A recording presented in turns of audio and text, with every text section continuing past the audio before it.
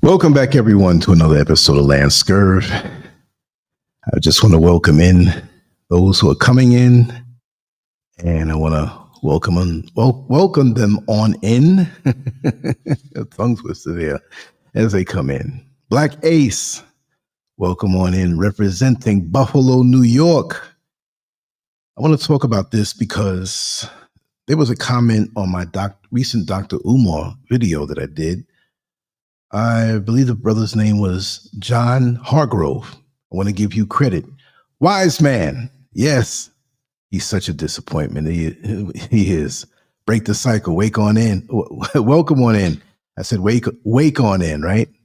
I took a little nap early and I've just been quiet so long and so much that I haven't talked that much. Now I'm talking, and I guess I had to warm up my vocal cord, so to say. But yeah, he's a disappointment, and it has brought up so many questions. And let me see if I can read off this comment verbatim. Let me see. I'm going to have to open this other page up. Just give me a second. I don't want to come on and create an echo, so I got to stop this before it starts. Always want to give credit where credit is due. Yes. John Hargrove wrote to me 5 hours ago, approximately, on that Dr. Umar video titled, "Would a Dr. Umar even exist if we weren't so dysfunctional?" Right? I didn't want to say dysfunctional as Black people, but that's what it was. And he asked me a question 5 hours ago. I'm going to start really promoting the comments and have you participate because it helps you out a lot, right? He said, who would you say is the best leader or public face of Black people today? And I responded with just 2 words. I basically said, no one. I wasn't trying to be funny. So John, if you're hearing this, and as aggressive as I get in my words tonight, it's not aggressive against you, but it's a very good question. I said no one, not to be funny. I was out and about before I came in and took my nap. And he responded again. He said, at Lancescurv X, would you see the inability to identify a leader or face of the community as a failure for Black people collectively? I am sure other groups, races, and nations can point to someone as their agreed upon representative. And I told him, I said, listen, I'm going to answer that shortly in a video or show to explain my views on this personally and in detail. I told him, thank you for the question. It really has me thinking. And I love questions and conversations that really had me thinking. That's just the way it is. And this was one of them, because I wrote an article earlier on my phone when I was out. I'll do that. I could be in the supermarket checkout line, and if it's long, I'm whipping out my phone, I'm gonna start writing. That's how I can get so much writing done. So let me close up this other screen and get into it. All right. Now, these days, let me choose my words closely on my introduction because I have some notes that I jotted down that I want to read verbatim. And I also say that I have a phone call I expect coming in, so I may have to jump off for 60 seconds to reschedule something. So I'll let you know that when that happens, but that's definitely going to come, right? But I get this question kind of all the time, phrased differently. Well, who do you think is but John Hargrove asked if there was one black leader, or who would I suggest, or who would I consider? And I said, no one. Because there's a whole different landscape now. For you to have an Umar Johnson inferring that he is a leader by being the most requested speaker, promoting himself, right? But how many people are really listening? He focuses on women, single mothers who have sons who need help, but never really helped any male child. But he wanted to go from where that male child originated from. It was all about the women, right? Now, if Malcolm X, or let's blend it up a little bit.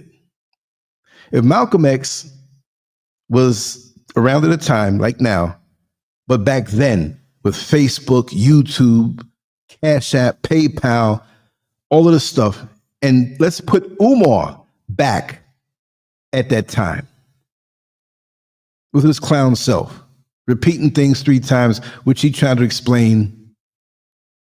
Malcolm and Umar in the same time frame. Let's put Umar back in the late 50s, early 60s. Put him back at that time. How does he measure up? Malcolm X wouldn't have nothing to do with him, because Malcolm X didn't go out there and say he needed money, but he died broke. He gave his life for the cause. He put himself out there, and he knew he was a target, and knew chances are that he was going to his demise in that fashion, but he didn't care. I mean, of course, he cared for his children, his daughters and his wife, but his mission was bigger. He didn't pass around a collection plate after he spoke. I'm quite sure there's some people who said, listen, business people said, listen, I'm going to help you out this way, whatever. But that wasn't his first and foremost thing. He wasn't looking to bed down as many women as he could. The way he travels all over the world and he starts putting it out there. Well, where are my chocolate mocha honeys? Where are my slim honey? Where are my thick lobster in the back, meat in the back, and all this? Come on. You would never hear Malcolm say that. And I use Malcolm as a standard, and that's why I put his soul picture up there. Now, there are many people who exemplified in their own way back in that time what Malcolm stood for, but head and shoulders above all. And he wasn't into the popularity thing, and there were others that were just as effective in their own way, but he stood out. He stood out. People had problems with him, different religions. A lot of Christians had problems with him, but he didn't go off the mark. And as time went on, we realized what he was when he was here and what he is in spirit, and what he brought out in those today, even though there can never be another Malcolm. I just want to say it that way. Let me come over here and welcome everybody who's here. Black Ace, Wise Man, Break the Cycle, Chance Rogers, we scurving them, Sweet D, Sister Diane. Let me see who else is here. Yes, Landon Price.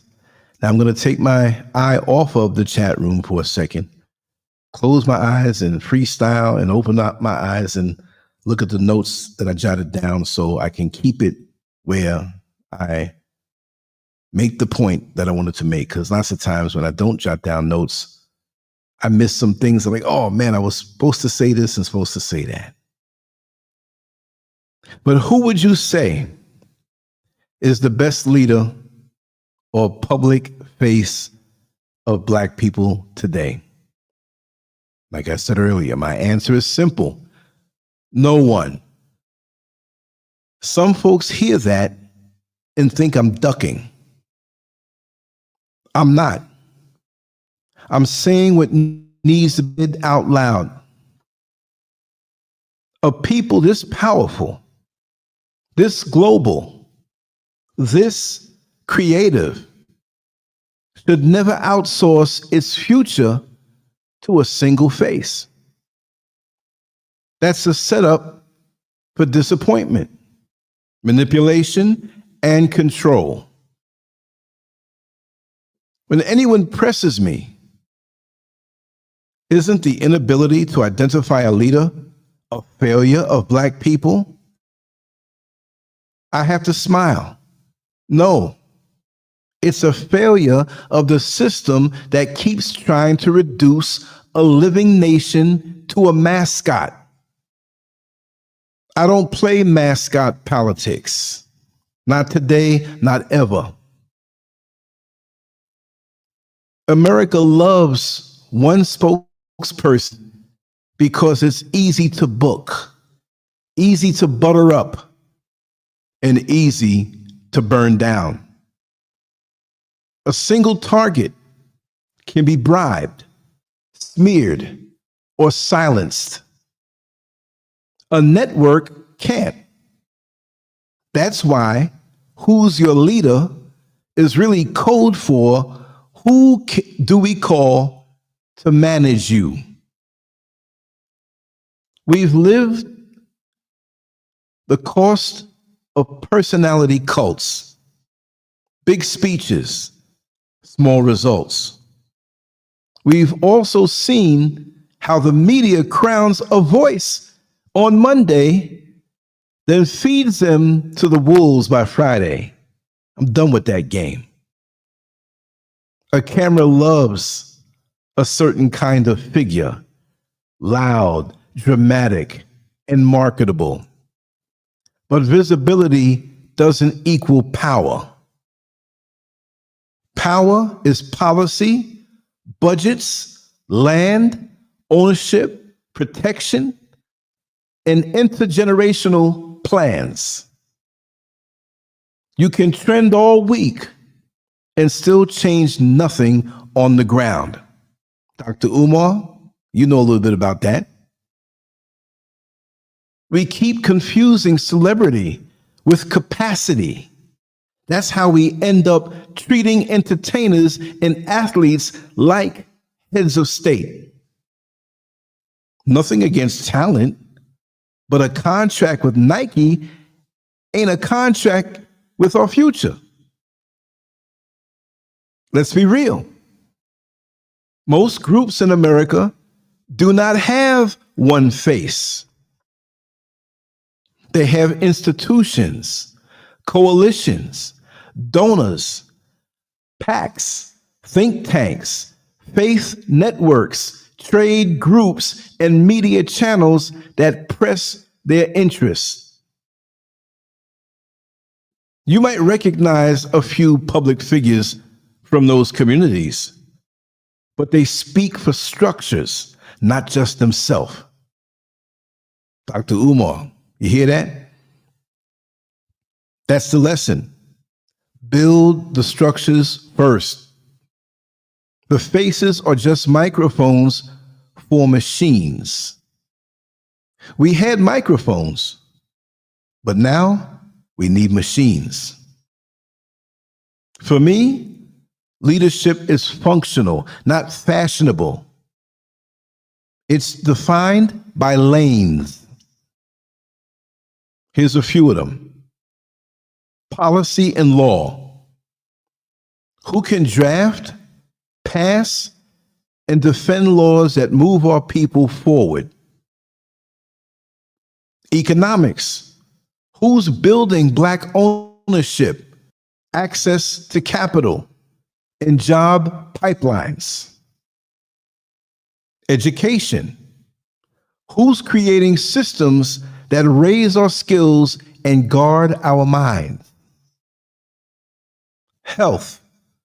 Who's closing the gaps in care, food, and mental wellness? Technology. Who's putting us on offense in AI, data, cybersecurity, and biotech. Because that's the world we live in right now. Media and narrative. Who's shaping how we see ourselves and how the world sees us? It damn sure ain't Hollywood. They want to destroy our image. That's a whole other show. And last but not least, safety and rights. Who's securing community safety without selling our souls? No one person dominates all of these lanes. That's by design. We need a bench, a relay, a council, not a king. King of Pan-Africanism. I'll name visible Black people who operate in real lanes. I'm not crowning anybody. I'm showing categories. So we stop pretending one microphone equals a movement. Here's a few more. Policy and public service. Leaders like Westmore, Raphael Warnock, Ayanna Pressley operate where laws and budgets live. Whether you agree with them or not, that's a lane with measurable outputs. Law and justice. People like Brian Stevenson have fought for lives, not likes.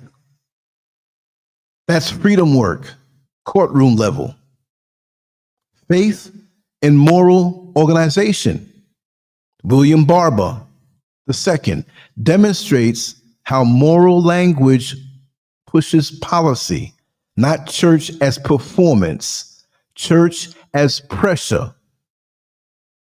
Civic organizing and voter power. Natasha Brown and others have treated turnout like infrastructure. Votes are levers. You need hands to pull them.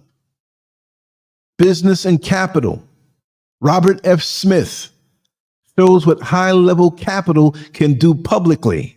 We need 10 more like him, plus regional versions who invest quietly, just like those other communities that have small hats. They're on their stuff, and they put the money where their mouth is. Tech and ethics. Timnit Gebru, if I'm pronouncing it right, put a spotlight on bias inside the machine. If AI is the new railroad, we need Black engineers, conductors, and owners. Education and scholarship. Voices like Bettina Love and Nicole Hannah-Jones fight over the curriculum and memory. Our children's minds are the first territory. Public health. Uche Blackstock and others push for care that actually reaches us. Health is wealth, literally. Local builders you don't see on TV. The most important lane of all, school founders, credit union organizers, land trusts, trades mentors, re-entry program bosses. They don't trend, but they transform. See, we caught up in just, oh, what's trending? What's trending? I'm kind of getting away from that, but every now and then I'm going to talk about something that's trending. Yes, I will. You notice I didn't hand the mic to entertainers or athletes. They can donate, amplify, and stand with us. Beautiful. But they don't get to define us. That's the problem. Other communities don't do that. We shouldn't either. Make some clown, submissive Black man who wore a dress our leader. All women shaking their backsides, and a person like Kamala Harris will have what's her name? The woman with the big behind that was twerking at her whatchamacallit. Like that defines us, and we eat that stuff up. You ought to be ashamed of yourself. Even if she didn't have a Megan Thee Stallion, that's who I'm talking about. Yeah, Even if she didn't have her up there, how she carried on, catering to black people, those who are ignorant as to what needs to be done. The criteria, how I judge leadership, so we stop getting played. If you want to evaluate a leader, use a scorecard, not feelings. You see, because they use emotionalism, get us all riled up, like Barack Obama, when he was running for president for the first time, superimposing his image with Dr. Martin Luther King. You see, he didn't superimpose his image with Malcolm X. That's to pull at our heartstrings. But let me go down this list of the scorecard. Number 1, material wins. What changed on paper? Budget, law, land, ownership. Institutional weight. Is there a team, a board, a pipeline, or just vibes, good feelings, emotionalism? Succession plan. If they vanish, does the work continue? And this is something I said on a different level, but it's the same thing. Any good father who loves his family wants to set up his family to go on strong if he's removed from the family and removed from life, unfortunately. That's what a good father does. That's what a good leader does. But the bad father, he says, y'all need me. If I die, you all are in trouble. That's not a good father. And any leader who has so much ego thinking he's the cure-all, he wouldn't say that publicly, but he'll say that privately, then he's not a leader, right? And like I said, we're not looking for one leader, and I'm going to have an answer for that. Risk profile. Do they take risk for us or only when it's trendy and safe? You look at Al Sharpton. He comes out when it benefits him. He comes out when he can get the most visibility. He doesn't do it as much. He's getting older. But he was never real. And there are people who cuss me out. I get cussed out in the email, more so the email. They don't want to put their name or anywhere else publicly so you can see who they are. And I'm picking on Al Sharpton. Other than being James Brown's boyfriend and a member of the Rainbow, not Jesse Jackson's Rainbow Coalition. Yeah, I was told that from a super reputable source that everybody knows who's on this show, who is world famous, told me that. And I heard that other places, but he told me that in detail. He said, listen, Lance, don't tell who. No, I'm not, but I'm going to put it out there now. People say, well, that's his business. Well, he's focused less on that business and really do for black people, but he's manufactured. He had TV shows. He's in a cushy place now. He was a informant for the FBI. Come on. What kind of credibility is that? And there's a lot that I can say, but I'll take my time saying it. Accountability. Can we audit outcomes, not just admired speeches?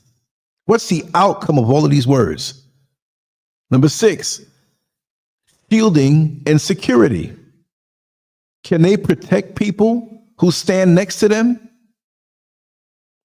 7, diaspora links. Do they connect Black America with Africa, the Caribbean, South America, Europe? Or do they keep us small and local? Tariq Nasheed, FBA. If you're not born in America, or FBA as they call it, they're making themselves look foolish. They don't have nothing to do with you. Look at these other people who are over there in what was originally all Palestine until they, you know the story. They're connected all over the world. They have politicians in America that have dual citizenship that look out for the interests of that other country. You got people who look like us who bow down to them to look out for those people. Those people don't care about us. But we got to kiss the ring if we want to get elected or get a position with them. How is that? But we're not allowed to expand beyond the borders of America with our people globally. I'll tell you the time when I came to Ghana. There were white folks on the plane, and there was one in front of me wearing a little beanie. You know who he was. They turned it around and looking at me with an American accent, like almost like, what are you doing coming over here? But look at you setting up businesses over here in Ghana while your people over in Hollywood use their power of suggestion to cause us not to want to have any international connection with the motherland, with Africa, because Africa is the future. The propaganda is melting away. And you have these internet personalities who have done some things with their own little movies and stuff. And I said, yeah, Tariq Nasheed, but he goes from a pimp to a person who's trying to turn everybody against expansion. Doesn't mean you have to come live over here. I happen to love it. But it does, but have a connection. I'm here with you now. I'm in Ghana. I'm not in America. This is the 2nd of September. In 14 more days, I would have been out of America for 5 straight years, never returning. Straight, not going back and forth. I can't knock my own wife, Mrs. Scurv. She's been back and forth in funerals, family things, no problem. But my connection is here, and my connection is in America, and wherever else I choose to go in the world. But they want to keep us small and local. I ain't got nothing to do over there in no damn Africa. I'm FBA. Ignorant ass fools. Number 8, media discipline. Do they feed algorithms or build narratives that outlive the news cycle? Look at Malcolm X. They didn't have algorithms back then, but he built a narrative that outlives the news cycle of that day. Strong for those who take heed to his words. But many of us are not listening because we're so caught up in the distractions. But we can't have hero worship. We're not failing because we didn't crown a single face. We fail when we don't build systems that outlive any face. Our rivals invest in think tanks, PACs, trade associations, cooperative banks, research centers, and youth pipelines, because they're the future. We invest in personalities and parties. That's backwards. Personalities and parties. Give me 10 strong institutions over one superstar any day. Because a star can fail, institutions compound. A star, one face. How many of you sit down to a table that has one leg on it to eat? The table can't stand with one leg. I don't say you can have that big, thick metal part in the platform. I'm talking about legs, like 4 legs on the table. Take off 3 of them legs and see if that table stands. We can't depend on a superstar. Here's how we graduate from who's the face to where's the force. Build a Black Commons network. Local councils in every city, policy, business, education, health, safety, meeting monthly, publishing public goals and results. Create low scorecards. Grade city councils, school boards, prosecutors, and police chiefs on outcomes that affect Black life. Public, simple, relentless. Own the narrative. Fund independent media bureaus to cover our wins, not just our wounds. Train 100 young storytellers per city.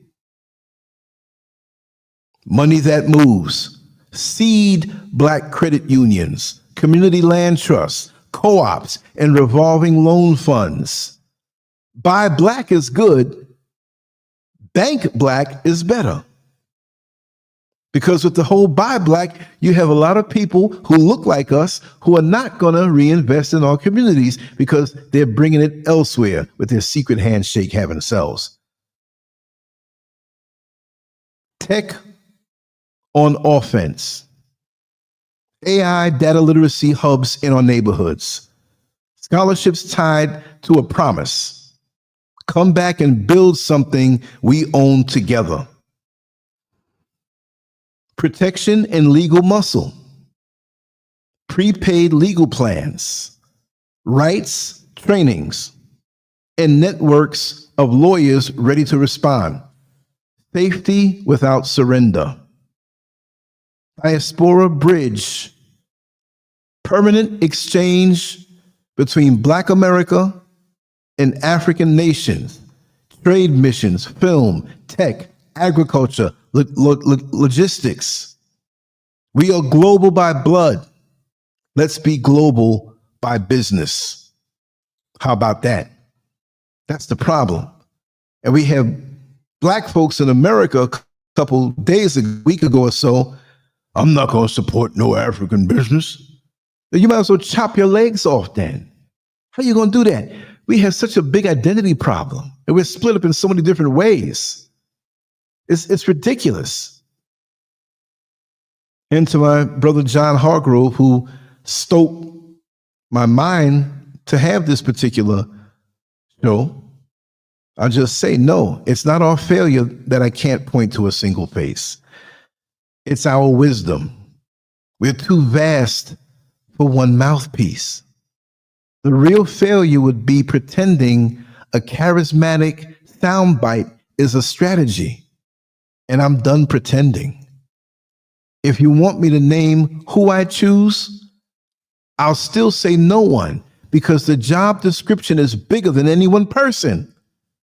But if you're asking who I'd bet on the builders, the policy grinders, the capital movers, the educators, technologists, the healers, the local organizations no camera ever finds.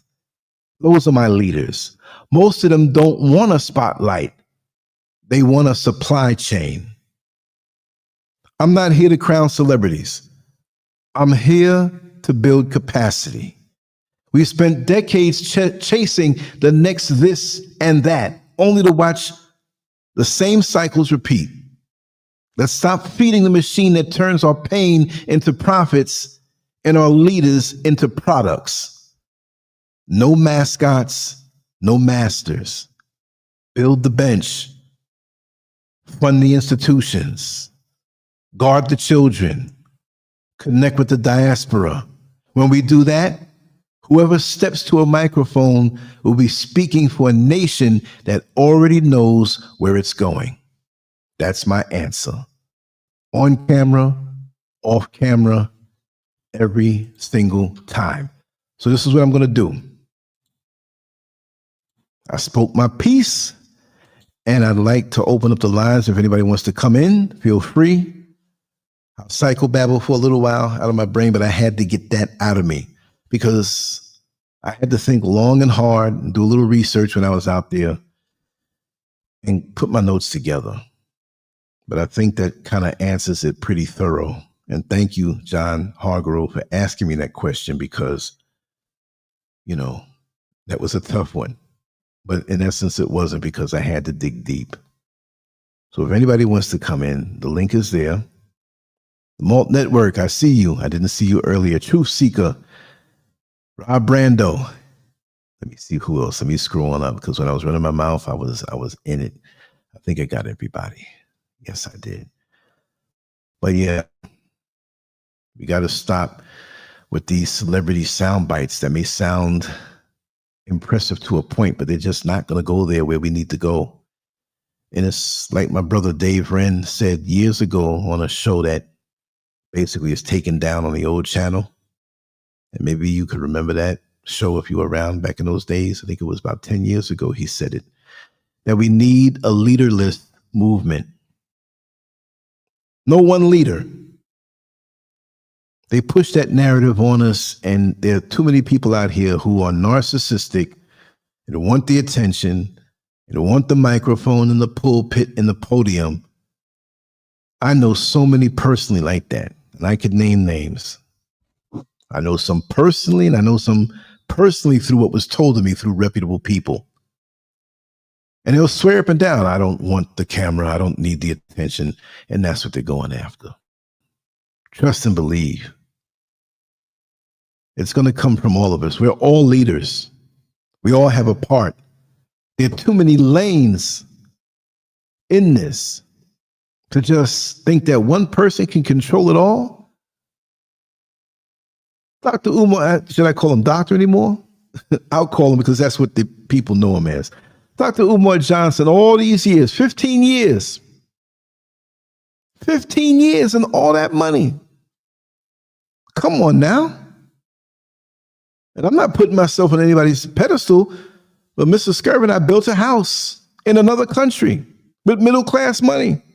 Still on a budget, still building. But got a lot farther. I'm living in it. We got to stop being duped. Not just by these false leaders that call themselves that, self-appointed, but those who the media sets us up to, like, okay, who made Al Sharpton a black leader? Who made him that? I know I didn't.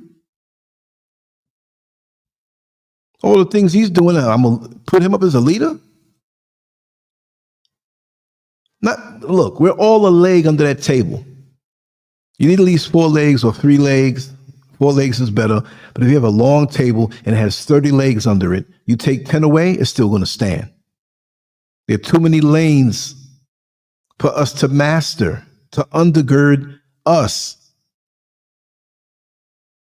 And it's that dynamic that has us distracted. Celebrities on TV. See, we may see a movie and it's an actor or an actress, and we love the part that they played in that movie, and now they step forward to speak out on something that someone else feels is important for us to lead us in a certain direction, and we have a blind trust. They're actors. I'm not saying all actors are bad people, but you love your athletes too. They perform and they're entertaining, but they shouldn't speak for us. Especially the athletes and the actresses. Now, maybe a Muhammad Ali, but look what happened with him for 3.5 years when they took his boxing license. They didn't like what he stood for. These industries like Hollywood, they're not going to allow a black man or a black woman to come out and speak on something that they disapprove of. No, you better fall in line, Negro. You got to question deep. We can't sit back anymore and just allow things to happen. It's like mindless scrolling. It's turning us into a vegetable. We just scroll up on YouTube, on the YouTube shorts, or the Instagrams, and the little short Facebooks that they're putting out now, and especially TikTok. But TikTok, I'll say, will allow more stuff in than YouTube. With YouTube is straight censoring so much. I got to watch how I title my shows. I got to watch how I tag them. I got to watch how I write about it. That's why I have everything on Lancescurv X. This show will be on there, everything I write, and I'm going to go off the chain on that platform because they don't do that. If they do, I know I'll find out. I'll probably be the first example made. But you got to tread lightly in somebody else's house. They talk about freedom of speech, but this is a business. Social media is a business. The business, just like the news and the media, to keep your eyes on their content, even though you may make it or I may make it as much as they possibly can. I've said it before and you already know it. I'm preaching to the choir. The news, the evening news is there to keep the butts in the seats so the advertisers that are paying for that program can get more eyes on their ads to make more business. That's all it is. That's all it is. Nothing more, nothing less. There could be something happening 2 city blocks away from you that's important to you, but if there's something that the news deems as bigger, you're not going to hear nothing about it. This is why we need our own media. No matter how large or small, we need our own message boards where we can speak in each area. I tried that years ago, and it failed miserably, not because I didn't put in the work. Every state in America had a message board that you can communicate with people in your area or from other areas.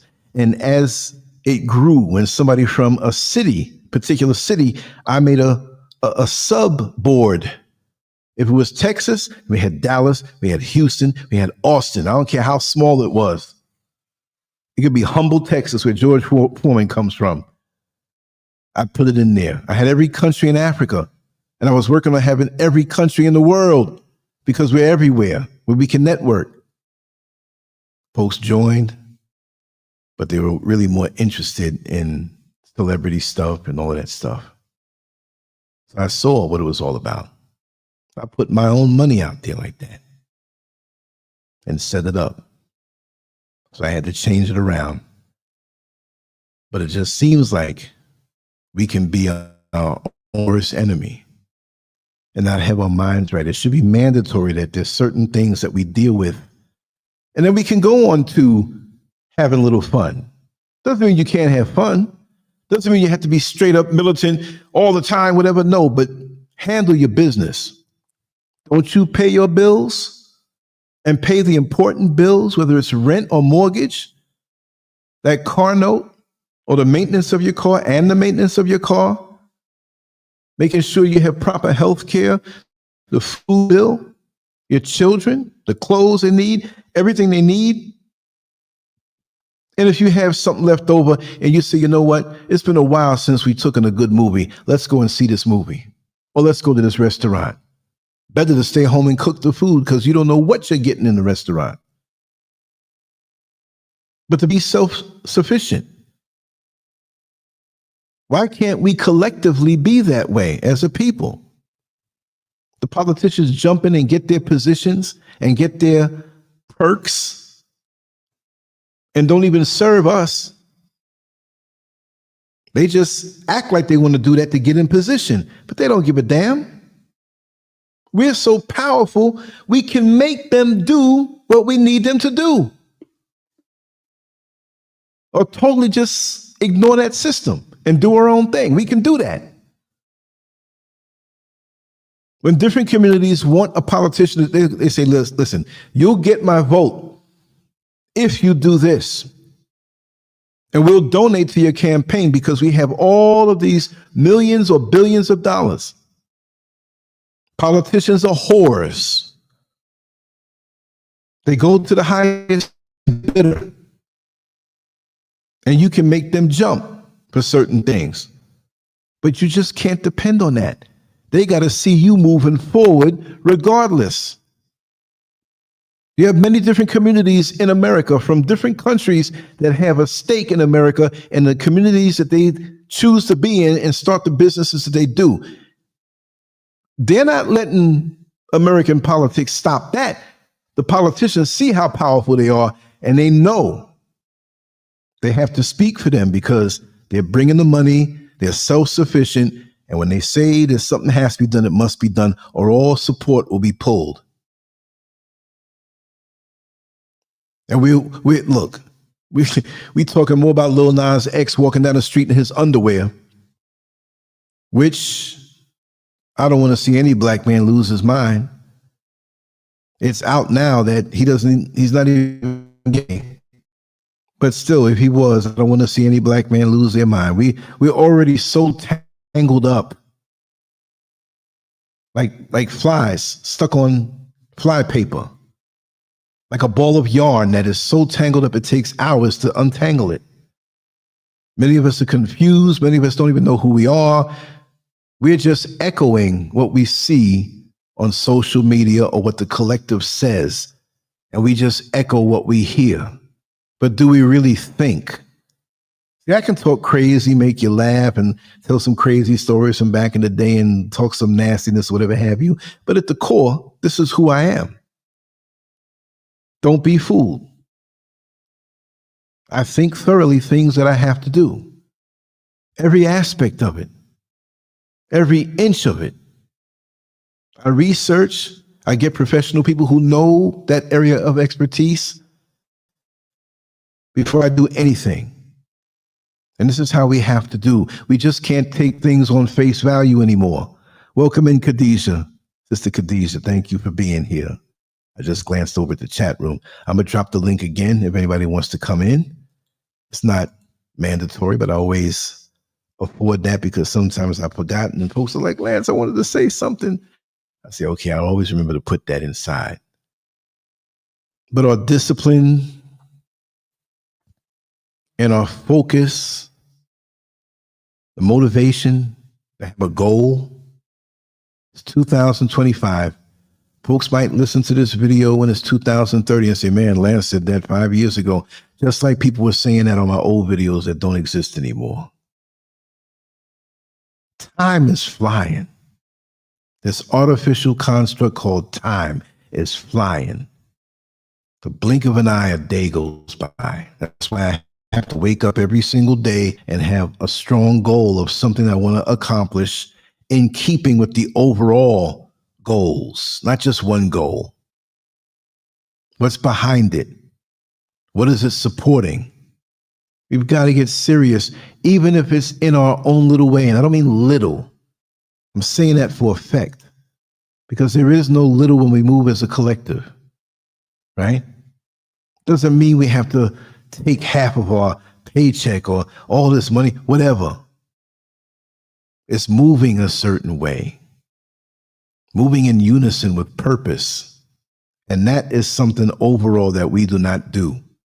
All these organizations that are controlled by other people, when you really look at it at the core, they're whispering in the ears of the leaders of these organizations.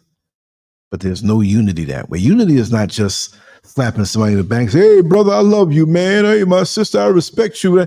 That's not just unity. You ever see a school of fish, little tiny fish? They move so smooth together. They have their own movement, but they're in unison, in one accord. When you're a fighter, you just don't look out for the one big knockout blow. It may never happen. I've seen guys get knocked out by men who they're feather-fisted. They don't punch hard, but they focus their punches.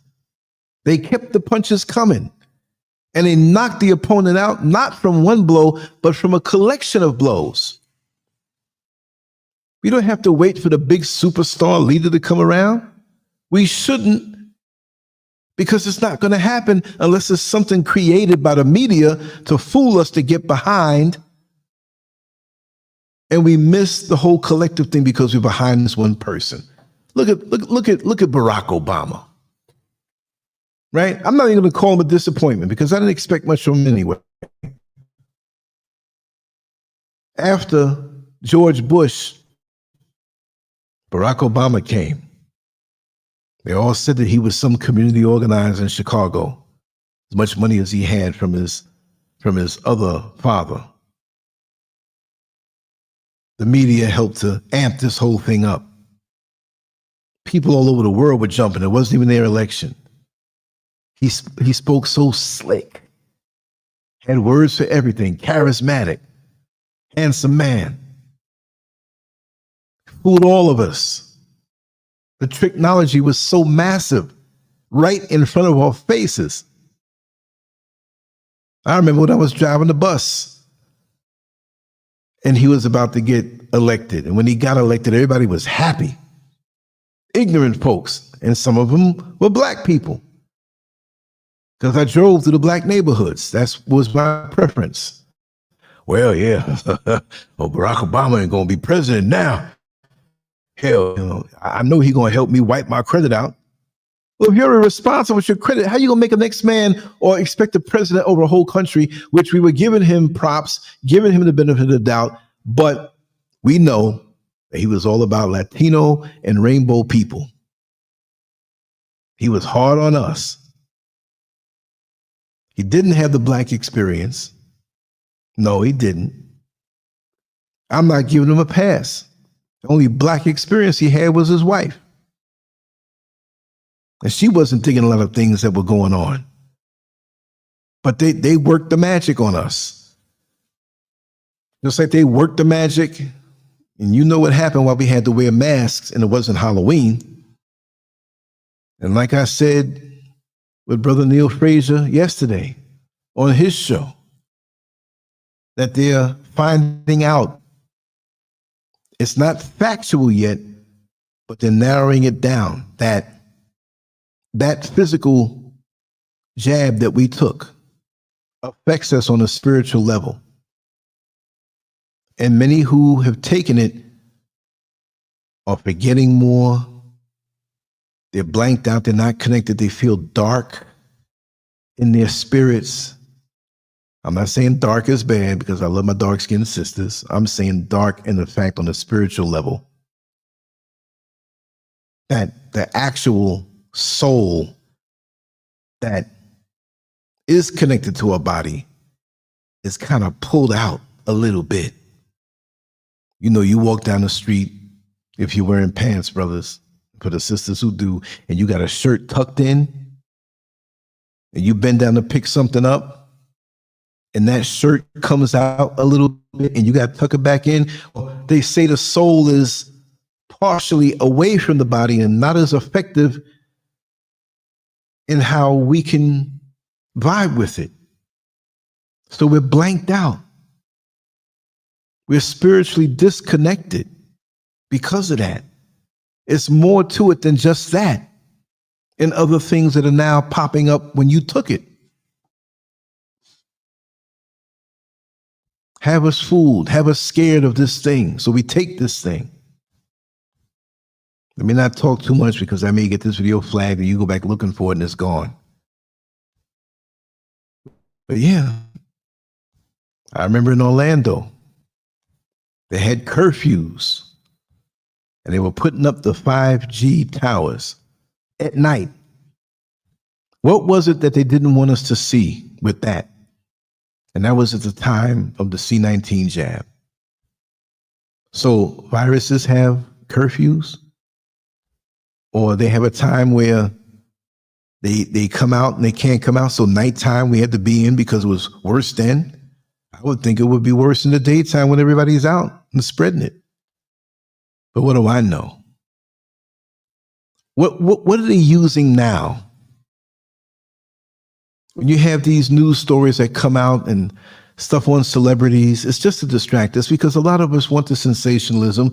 A lot of us want to see misery in other people. I'm not saying anybody here, but there's a lot of us that want to see bad things happen to people because it makes some of us feel not as bad in our own reality. Isn't that something? Well, hell, he got it bad, man. I ain't got it that bad. My reality ain't that bad. Look at him. See? And there's a lot of bad news that's out there. But there's a lot of things that is aimed toward us to keep our minds numb. Because my thing, when something happens in the media that they project on the Black community of things that we might be interested in on a frivolous athlete or entertainer level, I ask myself, what are they trying to distract us from? What are they trying to keep us from seeing? Not just one thing, but connecting dots that most don't see a connection. I start digging deeper. I start looking harder. I'll back up from social media. I'll be here every day, but I'll back up more. And this is what I've always personally said. You can have a beautiful picture hanging on your wall. It could be, let's just exaggerate, it could be 8 feet wide and 6 feet tall. A beautiful painting on your wall. And if I tell you before you see the painting to go to the painting and put your nose to touch the painting, it's a beautiful painting. And then I say, open up your eyes. And you open up your eyes, and guess what? You ain't seeing nothing because you're too close to it. The only way you can see the beauty of that picture is to step back a few feet and look at how the subjects in the painting relate to each other, how the painter was brilliant with his use of light to make it look realistic. You got to step back. If our noses are too close and gossip and entertainment news, as serious as the world is going on with different things, and all we could think about is entertainment. And I'm not against a little entertainment, but let it be something that we prescribe for ourselves. If we are into the entertainment, let's get it from each other. Talk to your friends and reminisce with them on good times. Not to take something broadcast all over social media and TV, and we're supposed to take this and digest this in our mind. Because we average out with what's around us. Like I always say, you heard me say this before, the number 100 got real horny and went to bed with the number 50. And when number 100 woke up, he became 75 because he averaged out. See, 50 became 75 too, but that was a come up for 50. See? So you want to keep your thoughts high and your mind high? Yeah, you're going to see the ratchet stuff. There are people that relate to me on certain different levels. I laugh with them, but I keep it moving. You see what I mean? It is what it is. There's so many tricks out here that take our mind away.